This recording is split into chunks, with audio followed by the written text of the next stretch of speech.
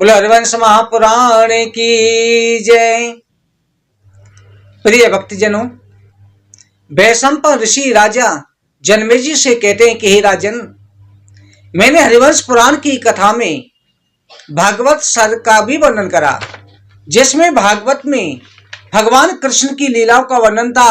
हरिवंश पुराण के अंदर विष्णु पर्व, भगवत पर्व, शिव पर्व सभी का वर्णन आता है।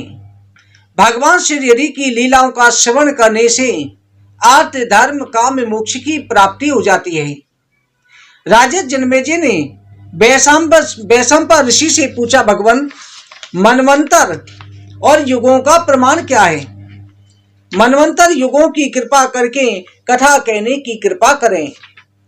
वैशंपायन ऋषि कहते हैं, राजन, सतयुग 4000 वर्षों का होता है। 4000 वर्ष मनुष्यों के नहीं, देवताओं के 4000 वर्ष। इसके 2 गुना 400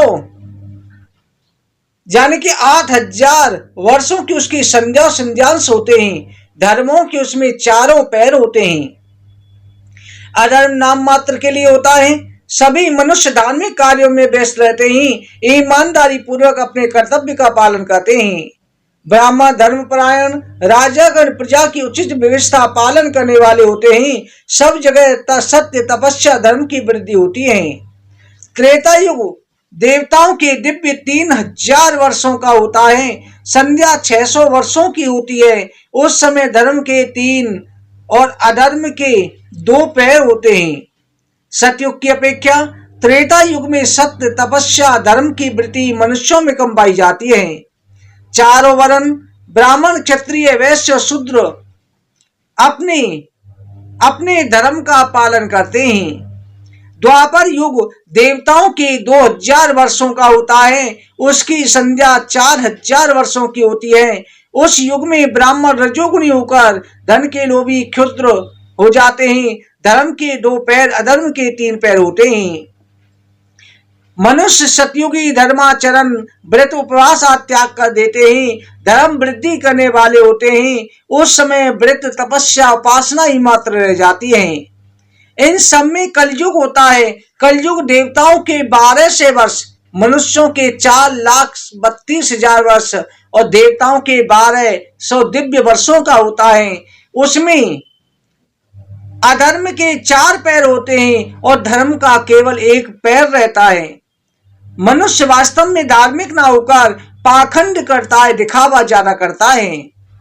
आस्तिक और ब्रह्मवादी पुरुष का अभाव हो जाता है। मनुष्य अपने अहंकार में चूर होकर के बंधु बांधवों की सामाजिक मर्यादा को भूल जाता है। ब्राह्मण शूद्रों की भांति हो जाता है। ब्राह्मणों की भांति शूद्र कर्म करते हैं। सभी वर्ण के लोग अपने अपने धर्मों में स्थिर न रहकर वर्ण संकर संतान पराई स्त्री से पैदा करते हैं। इस प्रकार से 12000 वर्षों का, देवताओं की 12000 वर्षों का एक महायुग होता है। 71 चौकड़ी का एक मनवंतर होता है और उसके 14 मनवंतर का ब्रह्मा का एक दिन होता है। ब्रह्मा के एक दिन पूर्ण होने पर भगवान शंकर संपूर्ण शरीरधारी प्राणियों का संहार करके प्रलय काल में उपस्थित हो जाते हैं।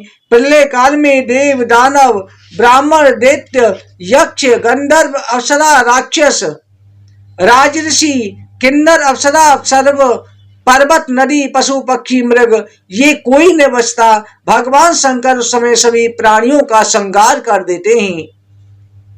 हे राजन, प्रलय काल में भगवान विष्णु 7 सूर्य के समान तेज प्रकट करके संसार के कोने कोने के कूप, नदी, समुद्र आदि के जल को शोषित कर लेते हैं। पृथ्वी टुकड़े टुकड़े होकर रसातल में चली जाती है। आगामी सृष्टि रचना करने के विचार से भगवान विष्णु सभी प्राणियों को अपने में विलीन कर लेते हैं। सभी देवताओं, पृथ्वी और इंद्रियों के प्राणियों के सहित गंध, शरीर, पार्थिव, गौण, पृथ्वी, रूप, नेत्र, अग्नि, सभी जल, स्पर्श, वायु सभी भगवान ऋषिकेश में विलीन हो जाते हैं। माग्नि अति भयंकर रुद्र से उत्पन्न हो जाती है, जिसे सावर्तक अग्नि कहते हैं। अग्नि संसार के संपूर्ण पेड़ पौधे, लता, बेल, घास, दिव्य विमान सभी को जलाकर के भस्म कर देती हैं। तब भगवान विष्णु महामेघ का रूप धारण करके जल वृष्टि करते हैं। उस समय अग्नि को शांत करते हैं। पृथ्वी कल्याणकारी रूप धारण कर लेती है। विश्व जल में दिखाई देता है, कहीं पर कोई दीप दिखाई नहीं देता।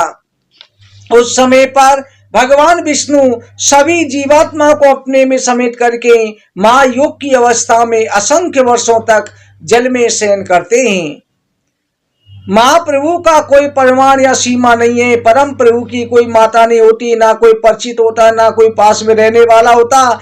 उस समय आकाश, भूमि, वायु, सुरेश्वर, वेद, पितामह, महामुनि सभी को समेट करके भगवान विष्णु शयन करते हैं। रजोगुण रूपी महासमुद्र के मध्य में स्वयं सतोगुण, रजोगुण, तमोगुण तीनों गुणों से रहित महाप्रभु नारायण निवास करते हैं, जिन्हें अक्षर ब्रह्म कहा जाता है। प्रभु व्यापक गमी निद्रा में सोए रहते हैं। उन्हें बाहरी दुनिया का उस समय कोई ज्ञान नहीं होता। प्राचीन समय में महाप्रभु नारायण के शरीर से यज्ञ परायण राजश्रेष्ठ सहित ऋतिकगण ऋषिगण उत्पन्न हुए थे। ऋषिगण सभी प्रकार के ज्ञान के अधिष्ठाता वेदज्ञ यज्ञ पायन रहते हैं। मार्कंडेय ऋषि के कल्पांत के अवसर पर भगवान नारायण के उदर में निवास करते हैं। एक बार मार्कंडेय ऋषि ने उन समय पर भगवान का ध्यान किया था। उन्होंने भगवान के उस प्रलयकारी रूप के दर्शन किए थे। मार्कंडेय भी इस प्रलयकारी रूप को देख करके भयभीत होकर के भगवान की प्रार्थना करी थी। तब भगवान ने कहा, वस्त तुम अकेले होने के कारण लेश मात्र भी भय ना करो। तुम अभी बालक हो, श्रम करते करते थक गए हो, मेरे पास आओ, भय मुक्त हो जाओ।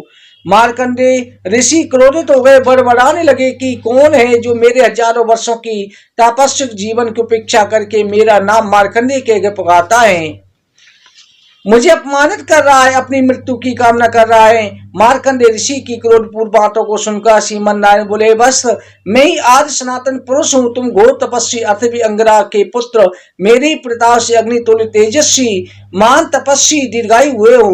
भय मत करो। इस समय में बालक रूप से कीड़ा खाता हुआ एकांत में शयन कर रहा हूँ। इस समय मेरी आत्मा से उत्पन्न हुआ व्यक्ति मेरा दर्शन कर सकता है। भगवान की वाणी सुनकर अत्यंत प्रसन्न हुए, भरपूर नेत्रों से हाथ जोड़ करके विनम्रता पूर्वक भगवान को प्रणाम किया और भगवान के रूप को जानने की इच्छा करी। तब श्री हरि ने मार्कंडेय को कि मैं ही सृष्टि करता नारायण हूँ, समस्त सृष्टि का उत्पन्न करता संहार करता रुद्र मैं ही हूँ, मैं ही युगांतक हूँ, सर्पों में शेषनाग हूँ, पक्षियों में गरुण हूँ, सहज शीर के सहज पास आदित्य यज्ञ पुरुष, यज्ञ में देवों में नाम मैं ही हूँ। भगवान ने मार्कंडेय ऋषि से कहा, ऋषिवर तपस्वी योगी आत्मज्ञान को प्राप्त करता है, वो ज्ञान स्वरूप मैं ही हूँ। कर्म क्रिया संपूर्ण जीवों के लिए धर्म साधन स्वरूप अनादिकाल आत्मज्योति संपन्न प्रधान पुरुष आदिदेव अविनाशी पुरुष मैं ही हूँ। मैं ही साख्यान योग धारण करके योग निद्रा का विस्तार करता हूँ। मैं ही जल हूँ, मैं ही सब कुछ हूँ। अखिल ब्रह्मांड की सृष्टि मैंने ही करी है। मैं ही अनंत ब्रह्मांडों की रचा करता हूँ और मैं ही ब्रह्मा जी की उत्पत्ति करता हूँ। मैं ही शिव रूप धारण करता हूँ, मैं ही विष्णु रूप धारण करता हूँ। इस तरह से भगवान ने उन्हें दर्शन दिए। राजा जनमेजय ने वैशंपायन ऋषि से हरिवंश पुराण सुनने से प्राप्त होने वाले फल के बारे में जानने की इच्छा करी। तब वैशंपायन ऋषि के लगे, राजन सूर्योदय होते ही जैसे बर्फ गल जाती है, वैसी हरिवंश पुराण सुनने वाले के देह के वाचिक मानसिक सभी प्रकार के जो पाप हैं, सभी पाप जल करके भस्म हो जाते हैं। जो हरिवंश पुराण सुनता है उसको किसी भी प्रकार के संसार में पाप ताप संताप नहीं रहते। हरिवंश पुराण सुनने से 18 पुराण सुनने से जो फल मिलता है, अकेले हरिवंश पुराण सुनने से प्राप्त हो जाता है। जो मनुष्य श्रद्धा भक्ति पूर्वक हरिवंश पुराण का पूरा आधा या चौथा श्लोक भी नित्य सुन लेता है, निश्चित ही हरिवंश पुराण सुनने से सभी प्रकार के यानी कि संतान प्राप्ति के लिए संतान के साथ साथ कोई भी इच्छा हो वो मनोकामना पूरी हो जाती है। जम्बू द्वीप में हरिवंश पुराण को श्रद्धा भक्ति से सुनने वाला एक भी व्यक्ति अगर इसको सुनता है तो उसके संपूर्ण 21 पीढ़ी का उद्धार हो जाता है। वैशंपायन जी कहते हैं, राजन हरिवंश पुराण पुत्र की कामना रखने वाली, संतान की कामना रखने वाली स्त्रियों को हरिवंश पुराण की कथा अवश्य सुननी चाहिए। ऐसी अन्य मनोकामनाओं की पूर्ति के लिए हरिवंश पुराण सुनना चाहिए। हरिवंश पुराण की कथा पूर्ण होने पर कथावाचक को दक्षिणा अवश्य देनी चाहिए, तभी हरिवंश पुराण का फल प्राप्त होता है। अपनी इच्छा हो तो वस्त्र से ढकी हुई सोने की मोहरें, सोने के सींग मरी हुई गाय, बछड़े, कपड़ा, गौ का दान करना चाहिए। स्वर्ण भूषा देना चाहिए। भूमि दान करने से अगर सामर्थ्य है तो भूमि दान करने से हरिवंश पुराण को जो कथावाचक को दान करते हैं उनके सारे कार्य सिद्ध हो जाते हैं, जन्म मरण से मुक्त हो जाता है। भूमि दान से बड़ा कोई अन्य दान नहीं है। निसंतान दंपति को पुत्र, निर्धन को धन, अश्वमेध यज्ञ का फल हरिवंश पुराण सुनने वाले को दान करने से प्राप्त हो जाता है।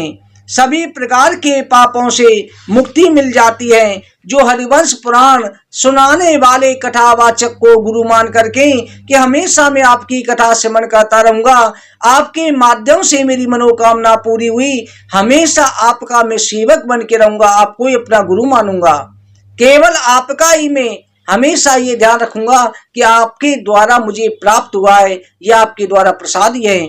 इस प्रकार से जो श्रद्धा से दान कर लेता है उसे गोलोक धाम की प्राप्ति होती है। भक्तों, हरिवंश पुराण की सारांश की कथा श्रवण करने से पूर्ण कथा का फल प्राप्त होता है। आप सभी को हरिवंश पुराण श्रवण के द्वारा भगवान शिवा के प्यारे से यही प्रार्थना है कि आपकी मनोकामना पूरी हो, आप सभी के घर में मांगलिक कार्य होते रहें, हमेशा प्रसन्न रहो और हरिवंश पुराण को बार बार सुनते रहो, दोबारा से प्रारंभ कर दो। और इसमें अगर आप हवन करना चाहते हैं तो जो हमने वीडियो पहले डाल रखी है उस हरिवंश पुराण की वीडियो को चला करके उसका दर्शन कर ले में, या उस हरिवंश पुराण की वीडियो को दर्शन नहीं कर पाते तो उसके साथ आप हवन भी कर सकते हैं, या केवल सुन भी लें तब भी आपको हवन करने का फल प्राप्त होता है। और यथाशक्ति अपनी श्रद्धा से दान अवश्य करना चाहिए। बोल हरिवंश महापुराण की जय। जय जय श्री राधे, जय जय श्री राधे, जय जय श्री राधे श्याम।